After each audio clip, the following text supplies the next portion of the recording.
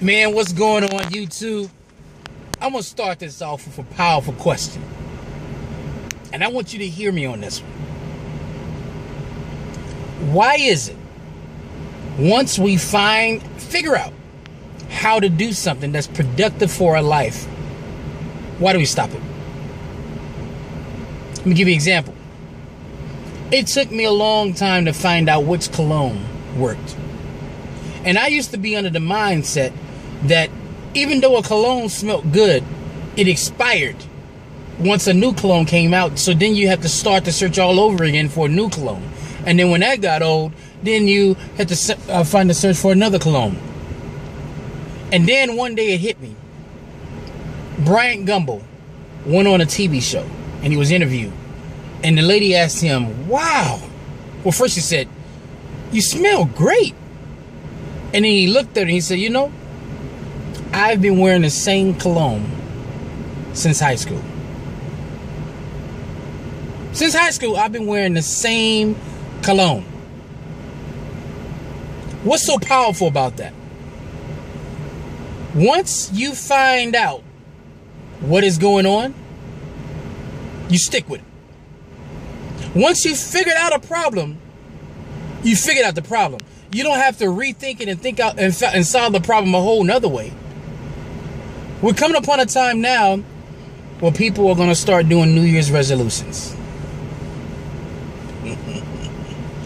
People are going to go and buy workout clothing, talk to their friends and say, girl, guys, we're going to start a workout thing and we're going to do it. We're going to join this program in this day. Are you with me? And they say, yes. And then all of a sudden, when they don't see the results in a week, notice I said a week, then they're like, you know what, this is not fun anymore. Because God forbid something not being fun. If it's not fun, I don't want to do it. Even though it's giving me benefit. It may take you 6 months just for a person to say, wow, it looks like you're trimming down a little bit. It takes dedication. And here's the thing about it. I think it's God-like to actually move towards success. Why? Because something about pursuing success and you not getting it right away, and then there's biblical things where it says that patience is a good virtue. You have to have patience when it comes to success because it doesn't come overnight. Man, that's a lesson right there, and that's growth right there. But no. We want to solve it over and over and over again. Talked to a guy, and he was trying to talk himself out of it. I talked about this on yesterday. Went to the gym. The guy's been going for 10 weeks. And then he says to me, you know what, man? It ain't all about being big no more and stuff, whatever. You know, I'm over that. Then he said, maybe like 2 minutes after that, yeah, man, it feels like I'm starting all over again. And I was like, I thought you just said it wasn't all about that. Well, first of all, if it's not all about that, why are you here? It's not all about being the biggest, strongest guy in the gym. It's about being healthy and fit. Don't walk around like a fat dude or a fat chick. Now, I know some of you may feel like, oh, that's so rude for you to say that. Get over yourselves. Look, weight is one of those things that you can't lie about. If you eat a lot of Krispy Kreme donuts and drink regular soda and eat fried food, it's going to show on you. There's no lying about that. You eat things that are healthy, the weight will leave. Just as simple as that. So, and if you're denying that, that means that you can't handle the truth.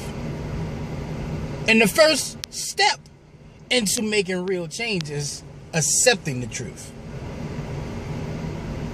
So, it's like we just continuously want to keep finding things. You know, and what sparked it was when I saw a person that had left their platform for quite some time and then tried to come to the platform and actually get customers.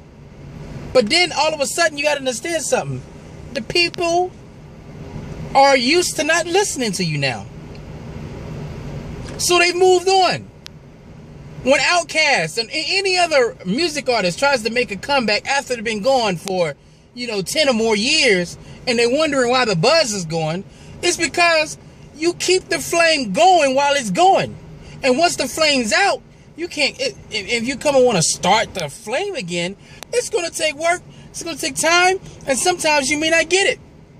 Dave Chappelle right now, some of you may not know it, is getting booed.